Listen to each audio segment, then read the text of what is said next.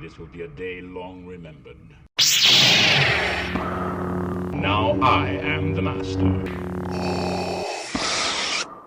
Welcome to another episode of Legends and Theories.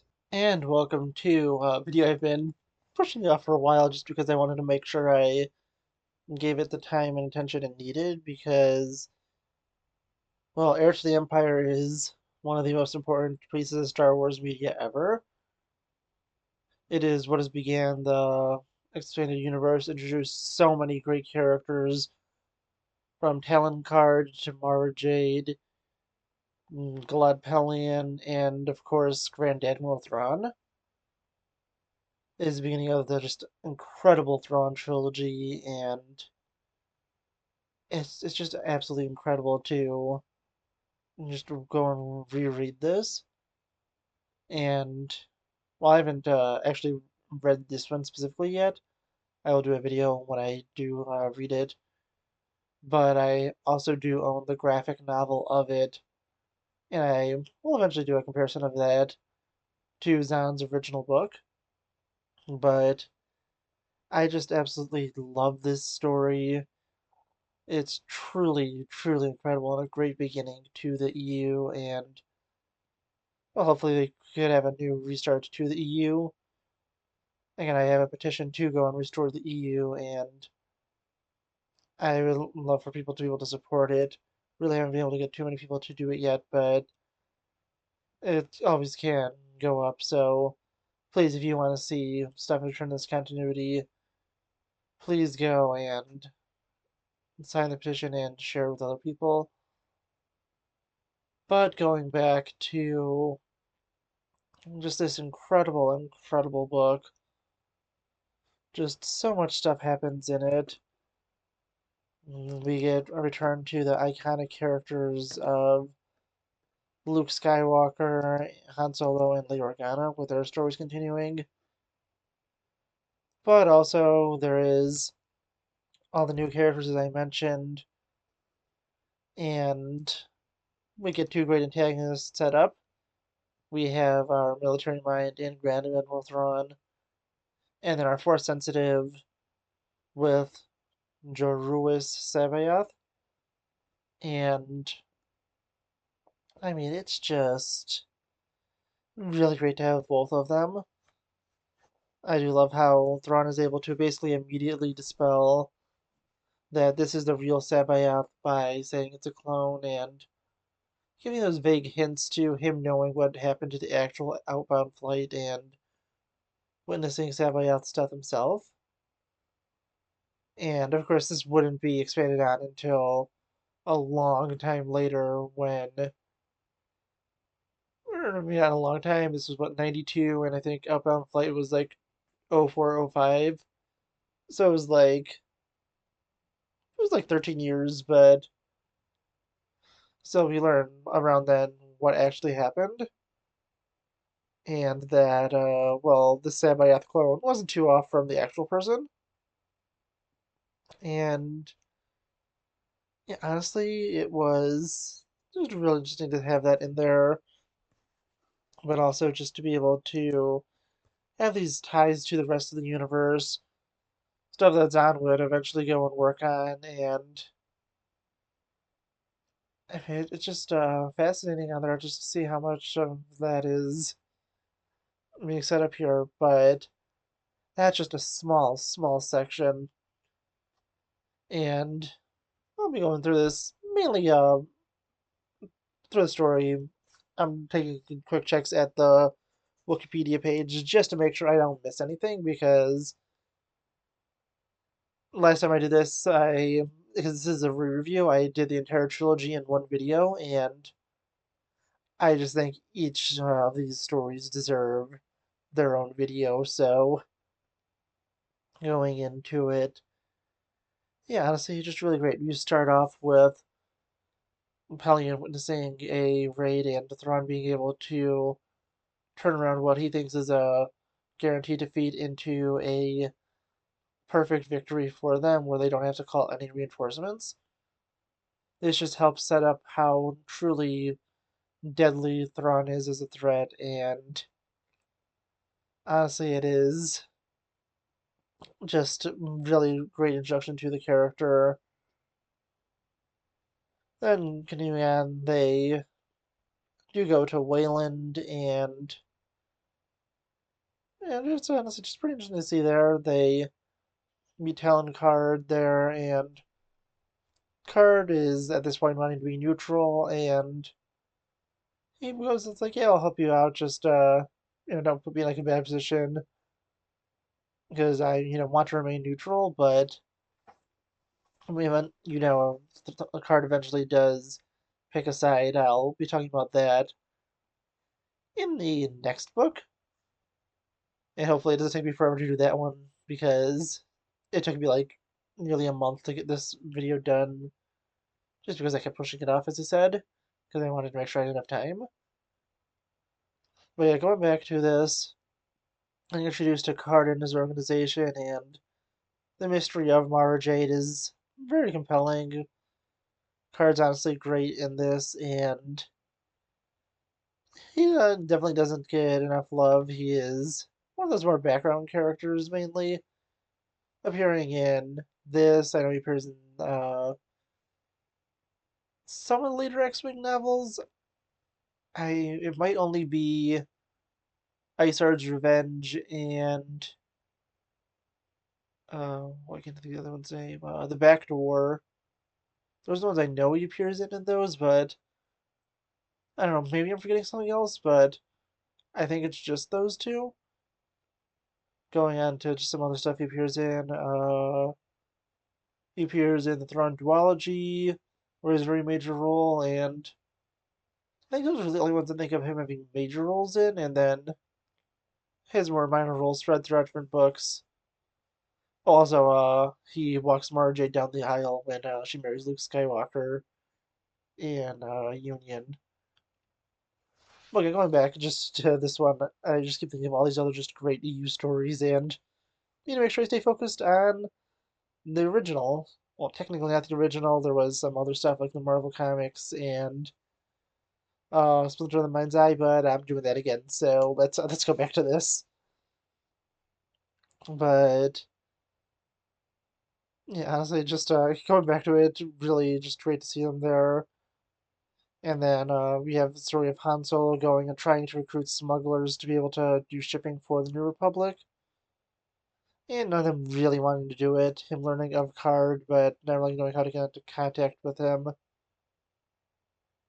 And then one of probably the most important scenes for Luke Skywalker at this early age of his development as being a Jedi, with Obi-Wan coming to him and telling him, I'm no longer able to help you, and you have to do this on your own, but you're ready for this. Luke begging for him to stay, but Obi-Wan says that there's nothing he can do about it, and Luke will eventually take his journey. Thankfully, we never got to see Luke take this journey. We just know it happened between this and Legacy. And thankfully, there's no story where Luke gets killed off completely pointlessly for overexerting himself in the Force for just some stupid reason because the director just really wanted to kill him off, even though he was asked not to do it by the director of the next movie. Well, technically, a potential director for the next movie because the guy got fired. But that just hypothetically that never happened, and that's all hypothetical. So yeah, just going back to this, Luke has to be able to figure out how to build a Jedi Order with really not too much information because George Lucas didn't write it yet. I mean, sorry, I didn't mean that. I meant, yeah, I meant that he could have been because the Empire hid the information on the Jedi so well. So, it's just very easy to confuse those things. But, yeah, speaking of that specifically, yeah, George Lucas didn't write the backstory to the Jedi and the Republic and everything. Which, well, you'll notice there is some major timeline discrepancies in this, like how long ago the Clone Wars was, approximately because they don't have exact dates, what the Clone Wars was specifically, and there's a bunch of other details like that. Because again, George Lucas really didn't want them messing around with what we would call the prequel era now, but well, wasn't called anything but at that point. It would just would have been the Republic time and the fall of the Republic. But yeah, honestly, just going back to this because again, I just keep going off on tangents about other stuff. But I mean, I'm like 20 pages into the book, and I am 10 minutes into the video. So that's definitely a good sign for just well how much I showing how much I enjoy it, and I think you can clearly tell that I honestly really just wanted to again make sure I is able to do my best and be able to talk about this for as much time as possible because again I just love this book. It is such an iconic one, and while it is gonna be a little controversial to say this one's not my favorite of the trilogy, I think that'd have to be The Last Command. Very close second. I know how iconic this book is, and yes, this is the book I do have signed by both Zahn and Mickelson, the writer and the guy who plays Thrawn. But I don't know. I just love the climax of the story. I said out phrasing the most, but yeah, honestly, just going back again. I'm like I'm not even like a chapter into this, and this is probably might have to go into two parts. We'll see. Because I do not want this to be like a 40-50 minute video, especially since well, one, I technically do have to go to bed but soon, but it's Thursday night, so I still have some time. But also, I don't want this video to be like 50 minutes. I'd rather have it be like two 25-minute ones if it does get to that. But this is just wasting more time, so let's go back to the book. But yeah, honestly, it is pretty interesting. Let's see, everything with card. I think it's just so in depth that I forgot where I was at. Which is also why I have this Wikipedia page pulled up just to to references because I've read these books. I'd say at least 4 to 5 times for the Thrawn trilogy. But yeah, going back to it, honestly, yeah, this is kind of jumbled together with the different storylines, but there is the plan for Lewis Van, and I'm just gonna go by character stories. So Luke Skywalker is he's going through, as I said, he's going through some stuff. Obi-Wan Kenobi has left him, and he is just trying to figure things out. He starts hearing rumors of a Jedi, but really before anything, he's also training Leia, and they have to go to I'm trying to think of the planet's name. Skimming this.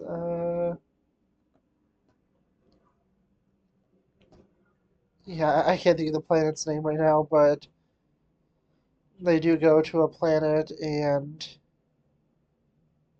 they're on political mission and trying to reach out to them. But the Nogri witch Thrawn has sent in a deal to get Sabaoth to work with them for them to be able to for him to be able to join and coordinate Thrawn's fleet. Sabaoth is going to get Luke, Leia, and Leia's at this point unborn twins, so he could twist them to the dark side and be his apprentices. And Sabaoth is also just saying he is a Jedi Master, with him being a Dark Jedi in this because at this point no one knew what a Sith was, and they just thought it was a species that Vader had control over. So, just going back to this again, honestly, yeah, it's still pretty interesting to see with this kidnapping attempt, and then well, Han goes and takes the decision out of Leia's hands to return to this diplomatic mission and returns to Coruscant. And this is also the first, well, true introduction to Coruscant. Yeah, there's stuff in source books, but this is where we truly get introduced to the capital of the galaxy. And, I mean, it's the most important planet in the Star Wars galaxy. Now, I know, you might get confused with Tatooine, but just a lot of stuff happens on Tatooine. A lot of major stuff were stories that we see, but Coruscant is the capital and where all the big major decisions are made. It is the planet that you probably should have went to in a trilogy, talking about, the fate of the galaxy after the Empire's fall, where a government would have set up. But, it's a great thing that they decided not to do that because, hypothetically, they decided to blow up the controlling system, and blowing up Coruscant is the stupidest thing you could do if you want to take control over the people of the galaxy. And then if you're trying to conquer the galaxy and you don't care about the people, then yeah, go eliminate as much life as possible and terraform the planet. But it's still like another, I think, like 20, 30 years away. Can't think exact timeline of the Vong War and the conquering of Coruscant off the top of my head, but I think it's about, yeah, 15, 20 years away. I guess I'm going off on another tangent. But yeah, going back to Luke's story again, Luke is going and trying to investigate into Sabayoth and making sure that he could train Leia. And on his way there, Thrawn goes and sets a trap up. And while he fails to capture him, Luke escapes, and his X-wing is heavily damaged in the escape attempt. Thrawn knows of this, and then he goes and sends out information to all the smugglers. And with that, Talon Card declines, but Mara Jade is able to go and find Luke's location. After she does this, they take Luke in and they basically decide we have Luke Skywalker prisoner. Like, which side are we going to help? Because we're kind of in a bad position here. If the New Republic learns we turn him over to the Empire, we're not going to be doing super well with the New Republic, where the Empire is still more of a threat here and now, but I do think that the New Republic could eventually win, and if they do, they probably want to be on their good side. And if they cross the Empire, there could be some very bad and immediate repercussions from Thrawn. So they're stuck in a just really, really bad position where it's really a lose-lose. Oh, also there's the stuff with Luke investigating into the device he finds in Dagobah, something that won't be important until the Hand of Thrawn duology. When he goes to Lando for that information, and just so happens to show up at the same time as Han, Leia, and Chewie. And that's where he sort of more or less learns of everything and gets ready to go on to this journey to try and find this Jedi Master that he's hearing rumors about to be able to learn more from him. But now moving to Leia Han and Chewie's story, we have another great part where Leia's being hunted down by these unknown aliens that seem relentless and will do whatever it takes to capture her. They're trying to find their way through, and when they go to visit Lando, there is a raid on his mining facility where a bunch of his mole miners were stolen, and they really have no idea why they would want to do this. So, going into really everything with that, Lando is desperate to get them back and try and find a way to well, get pay back against the Empire. And to be able to help protect Leia, he agrees to go and go on the Falcon with Han for them to go and look for more smuggler contacts, but also to pull off the implication that Leia is with them by having 3PO impersonate Leia while Chewbacca takes Leia to Kashyyyk to take her to the safest place possible, at least for now, until they eventually do get discovered, which I do know will happen eventually, but I want to keep it as long as possible. And I'll go into Leia's story first because this is more set up for the next book, which becomes far more important. She gets hunted down again by these creatures that she doesn't know what they are. We know they're the Nogri, and almost all of them, besides one who, I mean, I can't think of how to pronounce his name right now. I think it's, I don't think it's Calabac. I can't think of how to pronounce his name, and I can't find it on this page, but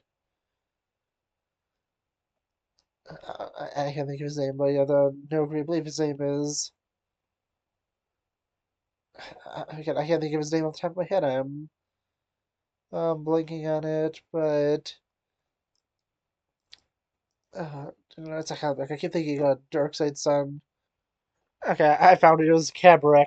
It was there's calling me. I knew it was close to it, and I kept thinking, as I said, I keep thinking Calabac, who is Darkseid's son, but it's Cabaret, and names are really close. So just a lot of characters jumped out of my head, and couldn't think of that. But she goes and manages to capture Cabaret and talks to him, and he realizes that she is the daughter of Darth Vader, which is very important to him and his people. And realizing this as a perfect opportunity, Leia says that if she's able to get the kidnappings on her called off for a little bit, she could go and meet up with him in about a month around orbit in Endor to try and convince him to change sides. And feeling indebted to her and what her father did for him and his people, he agrees and leaves. Then continuing on, we go to Han and Lando's story, and they go and begin to look into Talon Card and trying to find him, and eventually they are sent to him. I don't know why I was thinking of the Garden Belt and Bliss storyline for the next book. I nearly started talking about that for some reason, and I was like, wait, why am I talking? Why would we be talking about that? Their storylines all start to converge on Merker, and on Merker they go and meet up with Card and give him the sales pitch. Card says he's not really interested in picking a side again, and while he has Luke prisoner, he has him hidden away. And where he's put Luke is able to take advantage of it because it was a hastily thrown together cell and manages to escape. Mara Jade goes and takes him down, and they're both stuck in the forest. And of course, because everything just has to go as wrong as possible, Thrawn shows up, and with Thrawn showing up, he's able to go and start sending people down. They have to go and hide the Falcon, hide Luke's X-Wing even more, and hide the fact that Luke Skywalker, Han Solo, and Lando Calrissian are all here. And with that, they go and just tell him to hide. The Imperials are coming. Han learns that a Grand Admiral is in charge of the Empire, which makes things start to make a lot more sense. And Thrawn's there to get more of the Islamari, which, oh my god, I've never even mentioned them. The Islamari are there to go and create force preventative bubbles to go and protect him and his crew against Sabayoth, and so he doesn't lash out with them with like force lightning or mental manipulation to be able to affect them. So Thrawn basically just has the thing to protect him. Islamari are pretty interesting, and it's all explained that can't remember if it was in this book or the next one that this is Islamari. No, it is this book. I remember now because of the I can't think of what the predator's name is now because now I'm thinking of the Voxin, which is what's bred from them in the New Jedi Order. But yeah, the predators there hunt force through the force sensitivity, and the Islamari and create force bubbles that neutralize the force, so no force sensitives can use the force in it. And with this, Luke is in a pretty bad position where him, R2, and Mara are stuck in the middle of the forest, surrounded by Islamari, and they're not able to go and use the force at all. I mean, well, Mara could use it, she just doesn't want to, but Luke has no connection to it, and they survive through a forest where Mara Jade just really hates Luke Skywalker and tells him that she wants to kill him, but isn't super clear on why yet. And well, Card also knows that she wants it to happen, but he also doesn't know the reason. I don't think we get the information revealed until the next one. But let me just no, it is revealed in this one. Sorry, I just had to double check. Again, I read these books basically back to back every time, so yeah, some stuff blurs together, and she reveals to Luke that she was the Emperor's hand, could hear his voice anywhere in the galaxy, and she finds him responsible for killing Palpatine, although we learn that she thinks that Luke directly murdered Palpatine with Vader, and doesn't know what actually happened, where Palpatine projected a lie to her that Luke and Vader turned on him and killed him. But just going back to this one specifically, they go through the forest. They are sent information by Han and Lando to let them know that they're expected to be found, but they never said what gender the person Jade is, which is what was lied to Thrawn about. Card lied to Thrawn about. So Luke is gonna take the position of Jade, and Mara would be the smuggler, but that stole from Card, and then Luke also has to have his face like really messed up with essentially space poison ivy, make his face look really messed up so people wouldn't be able to recognize him since he's kind of like at the top of the list of Empire's Most Wanted. And while just continuing on, yeah, it's pretty interesting. Intense escape. Han and Lando manage to set up an ambush with some of Picard's people, and they go and they manage to rescue Luke, and they all escape. Han promises to be able to get a ship free for them, and the ship was impounded, when they went and met up with Card's people earlier. This is important for the next book, but then they go off. Luke, Lando, and Han go to Sluisvan to be able to get the Falcon and Luke's X-Wing repaired. Well, mainly Luke's X-Wing, so we could go continue on and treat to injuries. I think, yeah, Lando gets injured in this. Um, pretty sure. Yeah, no, Lando's injured in this.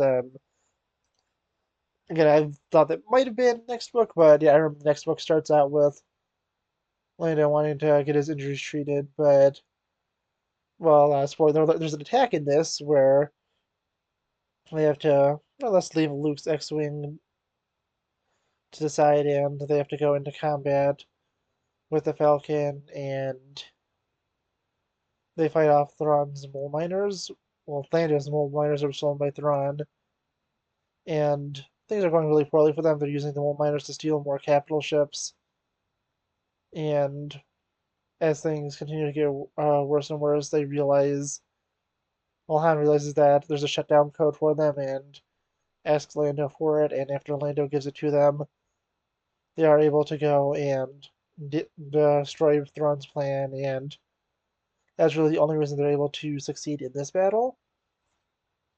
And it was just a sheer bit of luck, which really that's Thrawn's weakness in this, the completely unexpected coming in and essentially working for the good guys, just, the wrong person being there at the right time for him, or in the good guys' perspective, the right person at the right time. And yeah, it's a great thing. Thrawn realizes, yeah, it's defeat, but it's not the end of the war. It was a stepping stone, and while, yeah, he doesn't have as many capital ships now as he could have had, the ships there are still destroyed, and they have to get even more repairs done to them before they are space worthy. Then, as they're just getting ready to finish up and hopefully see victory, Thrawn manages to go a far more subtle strike where he frames Admiral Akbar for embezzling and for treason. So Thrawn has been arrested by his political rival, the ever hateable Borsk Thalia, someone whose opinion just keeps going down and down every time I redo content with him. And yes, I also have already read the story where he sacrifices himself, but still not a high opinion of the guy. The guy's a scumbag, but don't worry, we'll talk about all of his scumminess in the next one because honestly, yeah, it's really I have to say overall, just looking back to the story, just super, super great story. Zahn is an incredible writer. It was really great when I met him earlier this year, and yeah, honestly, just had such a great time. I think that reading this all the time. I remember the first time I read it was senior year, where we had a thing in a class where we are gonna have like I think it was like once a week we had a just had an entire period just to read and whether we were supposed to eventually do a report on what we read. I managed to get through the entire Thrawn trilogy and like three or four other books. Well, most people got through like one book, so I had a great time with that. Maybe I could try and repurpose that PowerPoint, which I still have. Pretty sure I still have to talk about the trilogy also, but yeah, honestly, as I said, just absolutely incredible story. I think that Zahn such a great storyteller, and I hope he gets to do more with Star Wars. And if my petition succeeds, I hope he was able to do more stories in the expanded universe. So please go support that. And I do hope you enjoyed this.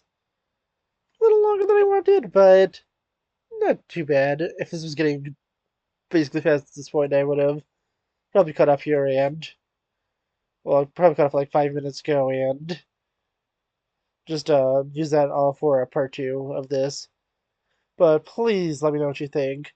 Please also support that tradition to restore the EU, and I'll see you all in the next episode of Legends and Theories. Thank you for watching this episode of Legends and Theories. Please subscribe, like the video, share the video, leave a comment, check out the video on screen, and may the Force be with you.